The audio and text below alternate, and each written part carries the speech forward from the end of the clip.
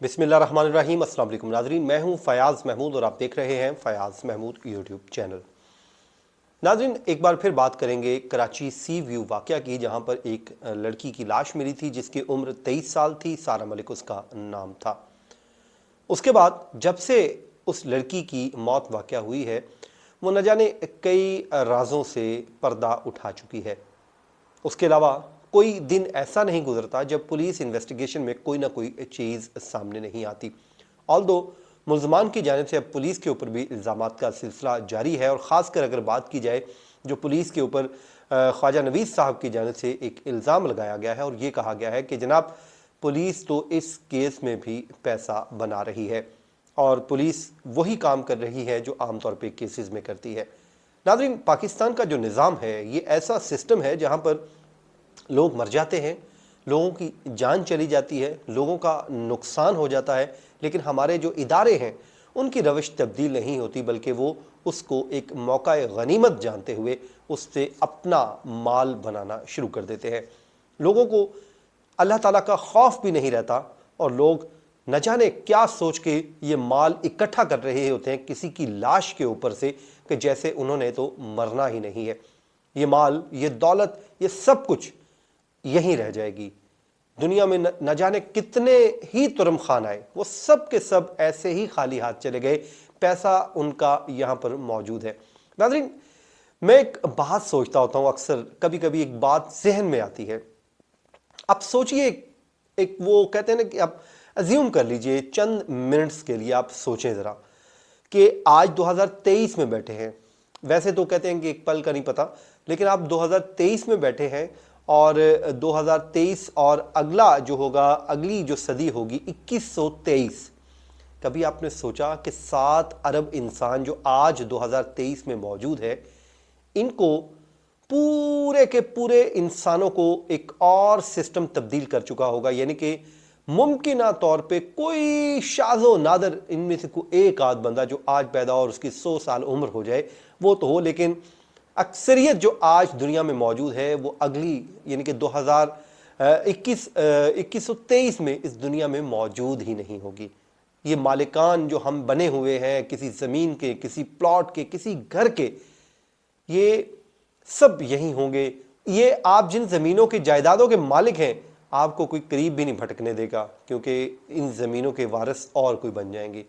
तो हम पैसा इकट्ठा तो कर लेते हैं, लेकिन हमें पता नहीं होता कि ये पैसा हमने इस्तेमाल भी करना है या नहीं। तो ऐसा ही कुछ ये भी हो रहा है। अब इस केस में कुछ चीज़ें सामने आई हैं जो आपके साथ मुझे इस व्लॉग में शेयर करनी है। इस केस को आपको पता है एसपी जो है जाहिदा परवीन साहिबा इन्वेस्टिगेट कर रही हैं, और पहले दिन से जो चीज़ें हैं वो सामने भी आ रही हैं। अब मैं ज़ाहिर है मैं उनकी नीयत के ऊपर किसी किस्म का शक नहीं करता, लेकिन मैं ये समझता हूँ कि पुलिस जो है उसको इस केस में खासा मुतहरिक होना चाहिए था, क्योंकि ये किसी की बेटी का मामला है, किसी की लड़की का मामला है, किसी की बहन का मामला है। वैसे तो हर इंसान बराबर है, लेकिन मैं ये समझता हूँ कि ख़वातीन को हमें प्रोटेक्शन देनी है और हर सूरत देनी है, और ऐसे केसेस को बहरहाल प्रायोरिटी बेसिस पे हमें सॉल्व भी करना है, उसको सॉर्ट आउट भी करना है। अच्छा जनाब, अब जो चीज़ें सामने आई हैं मैं आपके सामने रख देता हूँ। बताया यह जाता है कि बुनियादी तौर पे आप इसमें देख लीजिए कि 4 किरदार बन रहे हैं। पहला किरदार शान सलीम, दूसरा वकास, तीसरी बिस्मा और चौथी खुद सारा मलिक। ज़ाहिर है सारा मलिक तो इस वक्त दुनिया में मौजूद नहीं है। उनके दिल में, उनके सीने में जो राज थे वो राजों को लेकर ही कब्र में उतर गई हैं। वहाँ से तो हमें कोई मालूमात मिल नहीं सकती। बहरहाल जो मालूमात मिलनी है हमें एविडेंस के ज़रिए मिलनी है, और इन्हीं हक़ाइक़ के ज़रिए मिलनी है जो एविडेंस पुलिस इन मुल्ज़िमान से इकट्ठा करेगी या ये मुल्ज़िमान बताएंगे। अच्छा, ये जो वकास है फीड का बिज़नेस करता था, ये जानवरों की जो फीड होती है ये उन चीज़ों का काम करता था। तो उसके अलावा आपको पता है हमारी ख़वातीन जब जॉब के लिए निकलती हैं तो इंतहाई मजबूरी की हालत में निकलती हैं। बाज़ ज़ाहिर है लड़कियों को शौक़ होता है, लेकिन सम टाइम वो अपनी फैमिली को रन करने के लिए, अपनी फैमिली को सपोर्ट करने के लिए वो जॉब करती हैं। تو اس لیے میں سمجھتا ہوں کہ ہماری کچھ رسپانسبلٹی بھی بڑھ جاتی ہیں ایسے، ورنہ خواتین بیچاری گھر سے نہیں نکلتی، جب وہ مجبور ہوتی ہیں تو وہ کہتی ہیں کہ چلو میں نے اپنا کام کرنا ہے، اپنا ایک فیوچر بنانا ہے، مجھے اپنے آپ کو امپاور کرنا ہے، تو وہ نکلنا چاہیے، ان کو کام بھی کرنا چاہیے، بہت ضروری ہے آج کے دور میں۔ خواتین جب کندھے سے کندھا ملا کے چلیں گی، کام کریں گی، تو ظاہر ہے ہماری جو سوسائٹی ہے، ہمارا ملک ہے، ہمارا جو ان کی فیملی ہے، وہ اس میں ترقی کرے گی۔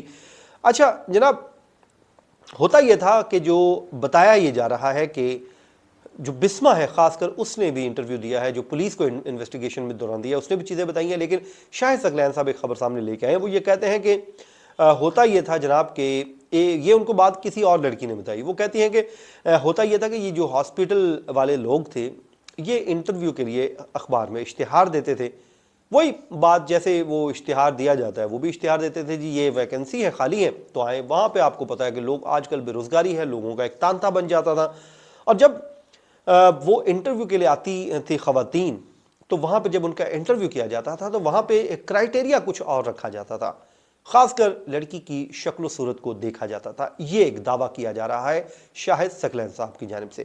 وہ کہتے ہیں کہ وہاں پہ یہ کام کیا جاتا تھا، اور اس کے بعد جب لڑکی کی شکل و صورت دیکھنی، اس کی اور کو باتوں سے اندازہ لگانا کہ کتنی مجبور ہے، کیوں آئی ہے جاب پہ، اس کو ہمارے شکار میں قابو کیا جا سکتا ہے، اس کا شکار کیا جا سکتا ہے یا نہیں، تو وہ کہتے ہیں کہ اس کے بعد اس کو جاب آفر کر دی جاتی تھی۔ پھر وہ کہتی ہیں کہ وہاں پر ظاہر ہے ہر لڑکی اپنی عزت کو بچانا چاہتی ہے، اگر خدا نخواستہ کسی کے ساتھ کچھ ہو بھی جاتا ہے تو ہماری سوسائٹی میں وہ خاموشی اختیار کرنے کو غنیمت جانتی ہے۔ اس کی وجہ کیا ہوتی ہے کہ عام طور پہ ہماری میل ڈومینیٹڈ سوسائٹی ہے، اور اس میں جس لڑکی کے ساتھ ظلم ہوتا ہے ہماری سوسائٹی اس کو ہی گناہ گار ٹھہراتی ہے۔ جیسے موٹر وے پہ واقعہ ہوا تو کہا گیا جی خاتون رات کو اکیلی گئی ہی کیوں تھی، اور دیکھیں یہ بڑی نامناسب ہوتی ہے، یہ ہوتی ہے وکٹم بلیمنگ۔ تو وکٹم بلیمنگ کی ہم نے ہر صورت بہرحال اس کی ہم نے حوصلہ افزائی نہیں کرنی، حوصلہ شکنی کرنی ہے۔ تو وہ کہتی ہیں کہ جو لڑکیاں خاموش ہو جاتی تھیں، اس کے بعد ان کو بلیک میل کیا جاتا۔ وہاں پہ یہ ڈاکٹروں کا ہاسپٹل کم تھا، یعنی کہ جانوروں کا ہاسپٹل کم تھا، بلکہ یہاں پر خواتین کے ساتھ یہ ظلم و ستم کی کہانیاں لکھی جاتی تھیں، یہ دعویٰ کیا گیا ہے شاہد ثقلین صاحب کی جانب سے۔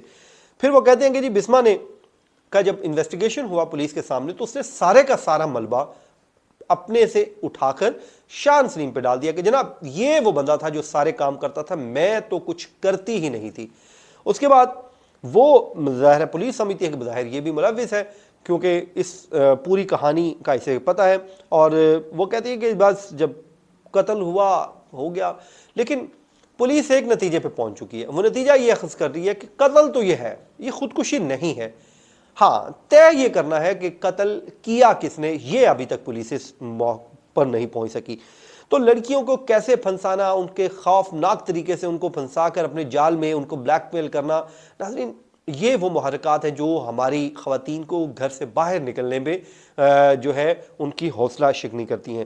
اب سارہ ملک تو ظاہر ہے اس دنیا میں نہیں رہیں، وہ خود تو دنیا سے چلی گئیں، لیکن ان کی ڈیتھ ان چیزوں کو ایکسپوز کر گئی، یعنی کہ یہ جو چل رہا تھا یہاں وہاں پہ جو کچھ خواتین کے ساتھ ہو رہا تھا یا مبینہ طور پہ ہو رہا تھا، سب کچھ اس نے اوپن کر دیا، اور خواتین کے لیے وہ میسج دے گئی کہ جب آپ جاب کرنے جاتی ہیں تو اپنی کیئر کو آپ خود بھی یقینی بنائیے۔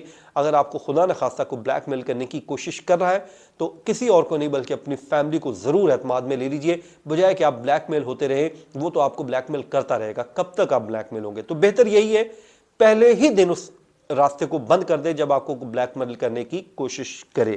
تو وہ ظاہر ہے نہیں رہیں، وہ اپنی جو پردوں سے رازوں سے پردہ ضرور اٹھا گئی ہیں۔ تو میں سمجھتا ہوں کہ جو ہماری لڑکیاں جاب کرتی ہیں کراچی میں یا کسی بھی شہر میں، ان کو یقیناً اپنے آپ کو محفوظ بنانے کے لیے پہلے اقدامات لینے ہیں تاکہ ان کی طرف کوئی میلی آنکھ سے نہ دیکھ سکے، اور اگر کوئی دیکھے تو اس آنکھ کو نوچ لیجئے، کیونکہ کوئی آپ کا کچھ نہیں بگاڑ سکتا، اور آپ اپنی فیملی کو ضرور اعتماد میں لیجئے۔ ناظرین یہ تھا آج کا ہمارا ویلاگ، اپنی دعاؤں میں یاد رکھیے، مجھے دیجیے اجازت، اللہ نگہبان۔